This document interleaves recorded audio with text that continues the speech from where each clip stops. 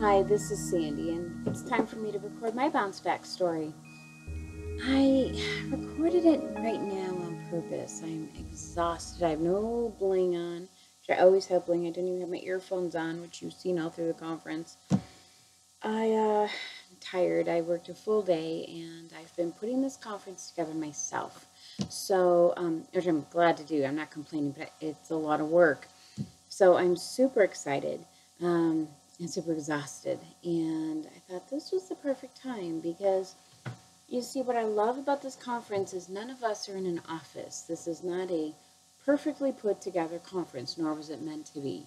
You'll find typos, you'll find grammatical errors, you'll find glitchy word stuff, and I'm okay with that because bouncing back has more to do with a state of heart than it does about perfection. So I'm kind of nervous, like everyone else was, and I don't have Sandy helping to guide me in this conversation. So I'm going to tell you my story. You know, I've been thinking a lot about this, what I wanted to tell you if I just had one thing to tell you.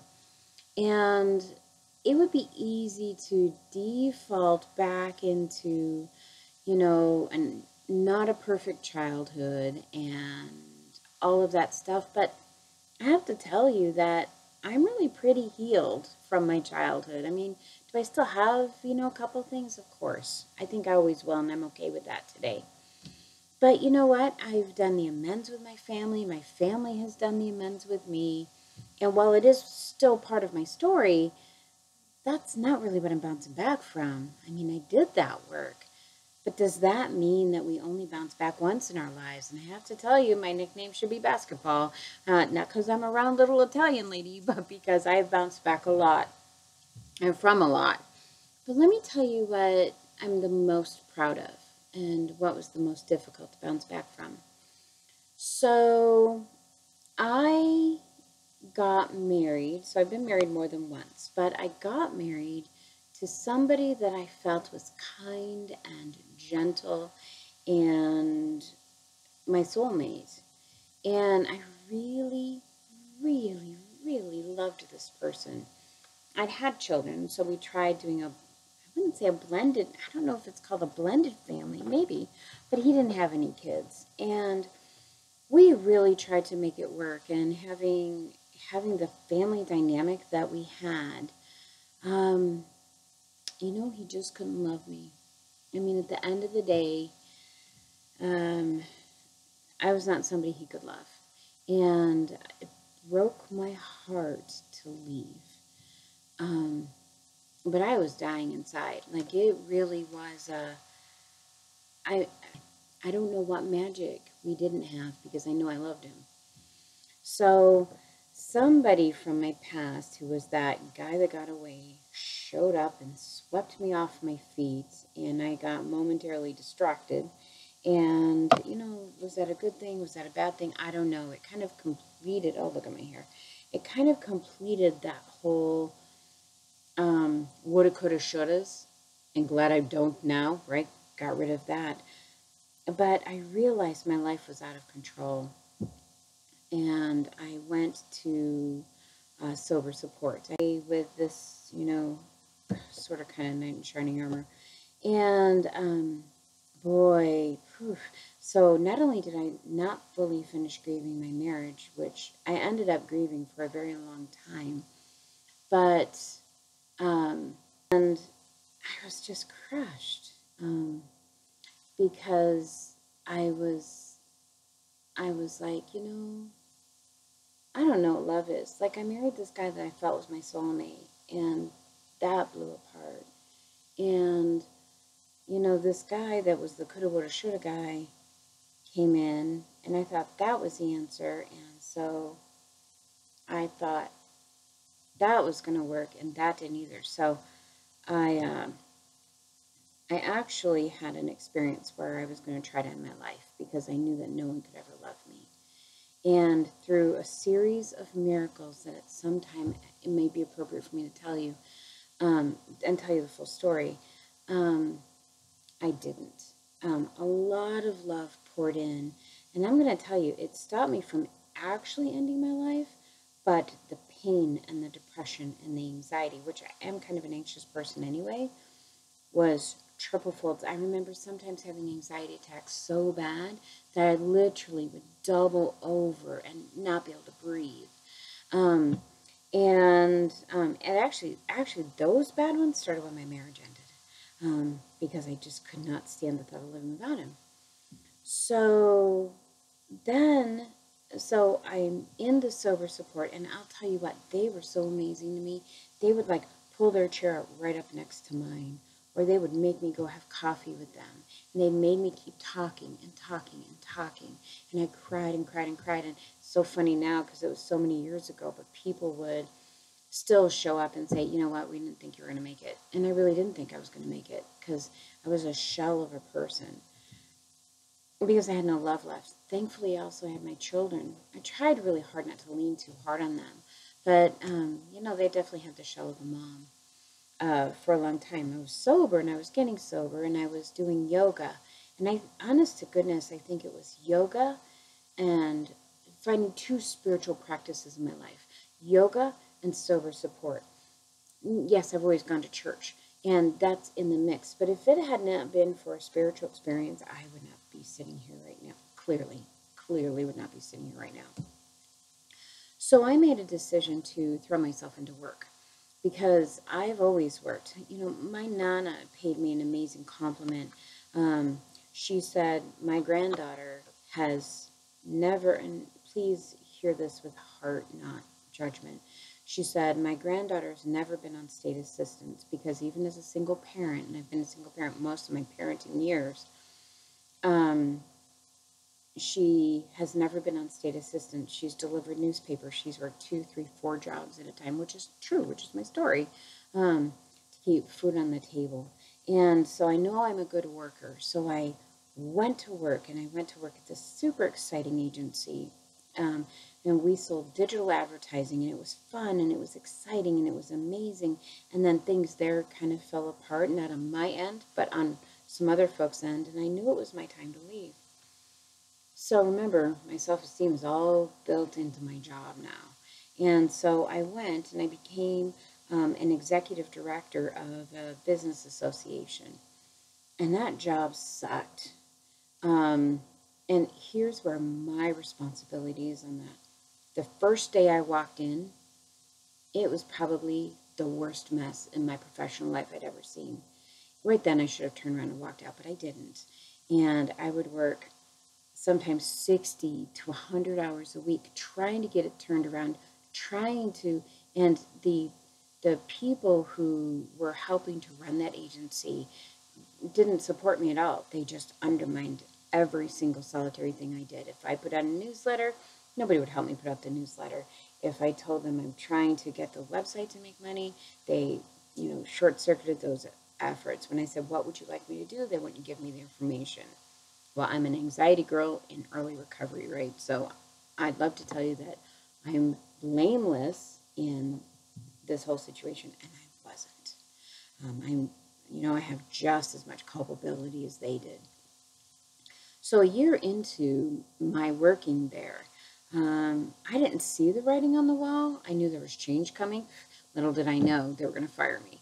And they came in and they said, well, we're going to fire you in 2 months. And I was like, no, that's probably not going to happen. And I did the things that I needed to do to protect myself, and I left. They came in one day, asked for my keys, and I left. And this is where it gets horrible. So they spread rumors in town that I was not talented, that they said lies. I mean, I'm not even going to go into it. They said so many lies about me. And the way that certain things were done, they basically told me I had to leave where I lived. Like I had to leave counties. And I tried for 2 years to find a job. And all of the things that they blamed me for, I didn't do. I didn't do. But what I did do is I hid in my house. And yes, unemployment, I honest to God was looking for jobs. But when you have people on the other end of the phone saying, don't hire her, she's crap, don't hire her, she's a liar, don't hire her, she's not talented, don't hire her, she cannot perform what she says she can perform, That's why I got no jobs. And probably my being depressed and really full of anxiety at that point.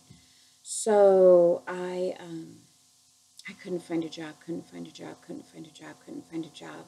My whole self-esteem was around my being able to work. So now I don't feel like a good mom because I'm not providing very well for my family. I can't find a job because even though I told you I was anxious and depressed, I was also really trying to either get something of my own going and look for jobs at the same time, right? And then, and of course, I'm not going to date, right? Still actually haven't dated. After all these years, still haven't dated. And I was like, oh my gosh. And then the knock came on the door. And my landlord said, you know what? I don't want to rent to you anymore. You have 20 days to get out. Now, I'd always paid my rent every single month. I paid the full amount. But being on unemployment, I had to pay that rent for anybody who's been on unemployment, you get a paycheck a week. So I would give him a paycheck a week, and he knew I was on unemployment, and I have compassion on the fact that that was hard on him. So, and no harm, no foul on that one, but my kids and I had nowhere to go. We had nowhere to live. So we moved up with my mom, and I was so depressed. Meanwhile, my stepfather, who was really a strong leader in our family, began having strokes.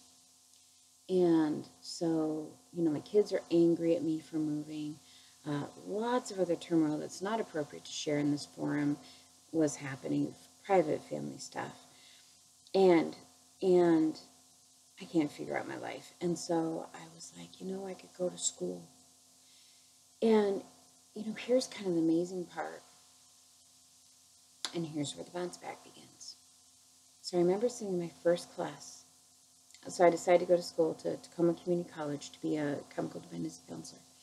And I sat in that class the first day, and I thought, you know what, if this doesn't work, I got no other options. Like, my life is over. Like, literally, my life is over. Again, I'm a crappy mom. I'm a crappy girlfriend / I'm not worthy of being a wife, obviously. And I'm not even worth hiring. And the depression and the anxiety were just so ridiculously over the top. And it's why it makes me cry to think about that time because it was so hard. And I'm many years away from it now, but I still remember it like it was yesterday. So I sat in the back of my pharmacology class. It was my first class. The school said, you're not going to make it in because you didn't get your financial aid in on time. And there's no classes anyway. And I was like, well, right? And I said, I'm going to make it. So I kind of got these word funky classes. And I got sitting in my first pharmacology class. And I remember looking out the window. I was sitting in the very back in the corner. And I thought, if this doesn't work, there's seriously no reason to be on the planet. And then the classroom started to fill in with people. And I remember just looking out the window and being that hollow shell of a person. And, I was even kicked out of where I've lived for 30 years, And, still makes me cry, sorry. The instructor walks in and he says, hi, my name is Chuck and I'm an alcoholic. I was like, oh my God, I'm in the right place. Like, I fell into the arms of God that day. And he said, I'm going to treat you with unconditional positive regard. And so there was this gal sitting at the very end of the table, and she's cranky. She's a cranky gal. And she was playing on her phone, and she didn't like me, I think, for the first 2 weeks or so. And she said, hey, I don't know, somehow we got to talking. Not that we talked much, because I was so depressed, and she was so angry, And she said, hey, I'm on Words with Friends. And so we started playing Words with Friends. And my life changed that day. Like, in that class, I got my life back. Because I got to learning about things that I'm so passionate about. Sorry, I'm still crying. But I got to, and see, now I'm crying because I'm grateful. I got to learn about things I'm passionate about, talk to people and interact. And here's the funny part, ready? People thought I was smart and intelligent and funny. And, it's kind of funny because I'm not very funny because I work so much, but I really have this wicked, wicked sense of humor that people who don't know me very well don't get to see very often. And it's a wicked sense of humor, I'm going to lie. And then I went into the next class, and the instructor there demanded perfection. She drove me nuts. She demanded perfection, but I could step up to that plate. And then the counseling professor, he changes everybody's life who's ever sits in his class. And my whole insides that were a shell began to knit together, but they didn't knit together with just my identity as a chemical dependency counselor. They knit together that I had value on the planet, that I am enough just the way I am, and that my labels didn't matter because I had a gift to give.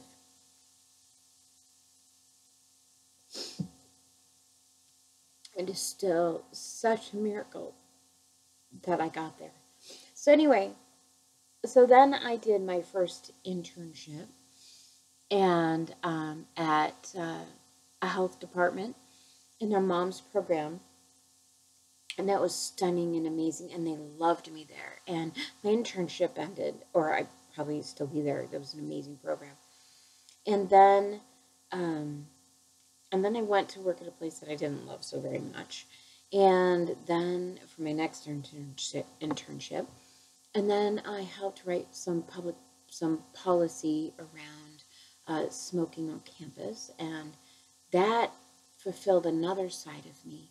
And by that time, the kids and I were ready to move back to my own.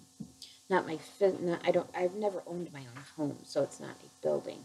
But back to where people knew me, where my sober support started. And I got a job. And I got a job at a treatment agency. And here's the next, not that there weren't 10 million miracles in my school experience or 10 million miracles before that, but I was calling around and I had a little bit of money saved up so I could, do some volunteer work. And so I called the treatment agency. I said, I'd love to volunteer for you. And the program manager said, sure. And so I came in and I volunteered for 4 months for them. And then they hired me on. And the great thing about the program manager is that I don't know why she was so gifted in this manner, but she took a look at my anxiety and knew that wasn't me. She knew I was made of strong stuff, and she knew how to pull that out of me. So even if I started to cry or get upset or have an anxiety attack, she'd be, everybody else would be like, what's going on with her? Because it's annoying, but when I have an anxiety attack, I cry. And it's very annoying, actually, because people think I'm sad, and I'm not. I just can't breathe, right? But she helped cure me of my anxiety because she'd say, she's all right, and then she'd just talk right through it. And because she trusted that there was something inside of me that was going to be really good at my job. And it's because of her that I am really good at my job. I mean, yes, I have skills too, but it's because she believed in me. And all those people at school, especially that lady at the end of the table, she and I are still friends. I swear, she's part of my heart. And I love her so, so much. And so I got to do some really super exciting things. And then I became a recovery yoga instructor. And that opened up more doors for me. And then I got to transition to working as a drug court chemical dependency counselor. And that really helped fulfill me to tell people who'd forgotten their beauty, how beautiful they are. Kind of the interesting part is every time I said that to somebody else, I was hearing those words with my voice. And I knew that my soul was knitting together more and more. So fast forward to today, I'm not defined by my job anymore. I'm not defined by my labels anymore. I've got kids growing up and leaving. I mean, I had a whole bunch right close together, and they're like, ding, ding, ding, out the door. And I'm okay today. Like, I'm looking around going, I'm kind of excited to downsize, and what's that going to look like? And I could live anywhere I want to live after the kids all move out. Where do I want to move? And how do I want to be? And like, what color do I want my hair to be? And all kinds of crazy stuff. I mean, I can't even begin to tell you. Like, I want to sew, and maybe I want to go. This is my latest thing. You ready? I want to go to the base camp of Everest. Now, I know I'll never climb Mount Everest. I know that. But I want to go to the base camp. So right now I'm trying to figure out who I would have to be and what I would have to do to get to the base camp of Mount Everest. I want to own my own home. So right now I'm trying to figure out what would I need to do that. That's all kind of exciting stuff for me. Because you see, it's not what school taught me was that no matter how big the struggle is, you can make it through to the other side. And those were not skills I had. Today, I know I can make it through to the other side. Are there going to be dark times again? Yeah, absolutely. My parents are aging. There are parts of my extended family that are estranged to me. That's very hurtful. I have 6 kids, so there's always something going on somewhere. We have a beautiful family, and we truly love each other. But, we're all people, and people are messy. And, so is there going to be I have a dog that's getting older and I love. So is there going to be something that happens that's going to throw me off? Of course. But today I have a spiritual experience. Today I have a place where I go to worship that accepts and loves me just the way I am. I don't have to dress a certain way. I don't have to look a certain way. And, even with my semicolon tattoo, they were like, oh, okay. And no one cares. Like, no one cares. I love that. As a matter of fact, people keep tapping me saying, I love your semicolon tattoo. I have sober support where I walk in, and especially not being in a relationship, nobody ever hugs me. I get hugs all of the time when I go into sober support. It's kind of nice, just to get a hug. You know what I mean? And that feeds my soul. And then on the yoga mat, every time I roll up that yoga mat, my body says, "This is a safe place to live." And when I get to share my church, or when I get to share my recovery, especially when I get to share my recovery, or when I get to share my yoga, I understand why I'm on the planet today. The reason I put together How I Bounce Back is because I do know what it's like to be at the depths of your life. And as you can see, it still resonates with me. But mostly what resonates with me is the gratitude. The absolute gratitude that I have today that, you know what? I don't know why I was saved. And today, I have a life of joy. And my life of joy is just so palpable and beautiful and amazing. And that I am really grateful. I hope that I've helped somebody today. And with this How I Bounce Back, I'm just a little single mom in Olympia, Washington. Like, I'm kind of nobody on the whole planet, Like, unless you were watching this conference, you'd probably never hear from me, about me. But I had to do this conference, not for the masses. I did it for one person, and I don't know who that is. And it's none of my business anyway. But I did that for the one person who my story will resonate with. And to who the other speakers who came through Miracles too, by the way. Because actually many of the people that I asked to speak backed out. The people that you saw, I think, were sent to this conference as an absolute gift to one person. And each one of us probably has our own different one person. Thank you so much for listening to my story. I'm humbled to still be here. And I'm humbled to be able to make a difference. And I hope that you will hang on. Because I promise you, as sure as I'm sitting here, things will get different for you. I didn't say better. They get different before they get better. But better is on its way. Thank you for letting me share my story with you.